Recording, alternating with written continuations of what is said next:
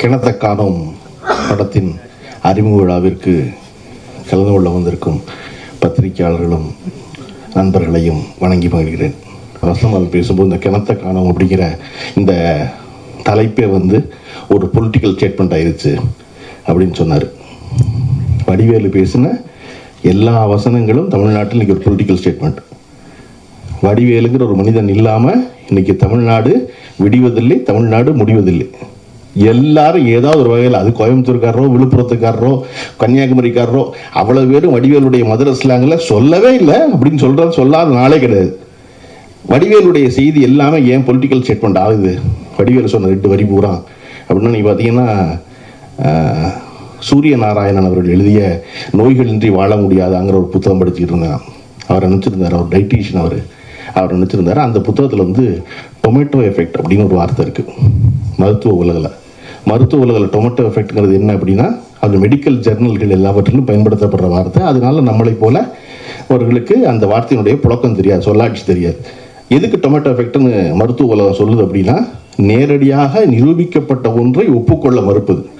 இதுதான் விஞ்ஞானம், இதுதான் அறிவியல், இதுதான் நடந்திருக்கு அப்படின்னு எல்லா ஆதாரமும் இருந்தாலும் ஒத்துக்க மாட்டான். ஒத்துக்கலைன்னா அதுக்கு பேர் டொமேட்டோ எஃபெக்ட்னு பேர். அது 86 அமெரிக்காவில் முழுமையாக தக்காளியால் தான் எல்லா நோயும் பரவுதுன்னு வட அமெரிக்கா நம்புச்சு.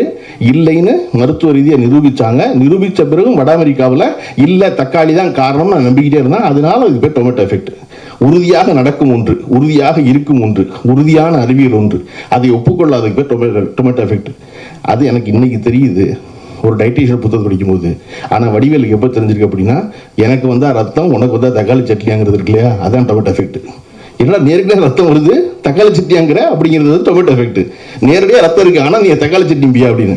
அப்போ ஒரு நகைச்சுவை நடிகன் என்பவன் சொல்லுகின்ற ஒரு வார்த்தை ஒரு அரசியல் செய்தியாக மாற முடியும் அப்படின்னா, நகைச்சுவை நடிகர்களை தமிழ்நாடு அவ்வளவு சிறந்தவர்களை வைத்து இருக்கிறது. அந்த வரிசையில் இன்னைக்கு யோகி பாபு இடம்பெறணும் தான் எல்லாரும் வாழ்த்துறோம். ஆனால் நிவாஸ் பிரசன்னாவும் யோகி பாபுவும் எல்லாவற்றையும் அவர்களுடைய வாழ்நாளில் அறிந்து கொள்ள முடியாது. என் வாழ்நாள் நடத்திட்டுறோம் எல்லாத்தையும். இவனோ இருந்திருக்கான், யாரோட நடத்தியிருக்கான், அவன் சொன்னதை தான் தெரிஞ்சுக்கிறோம் இல்லையா? சினிமாவில் எப்பொழுதும் என்ன செய்யக்கூடாது அப்படின்னா, அட்வைஸ் மட்டும் பண்ணக்கூடாது. ஏன்னா யார் அட்வைஸையும் யாரும் கேட்க மாட்டாங்க. கேட்பாங்க யாராவது? ஏன் சினிமாவில் கேட்க மாட்டாங்க? ஏன் கேட்க மாட்டாங்கன்னா, ஏற்கனவே வீட்டில் சொல்ல கேட்காம தான் இங்கே வந்திருக்கோம்.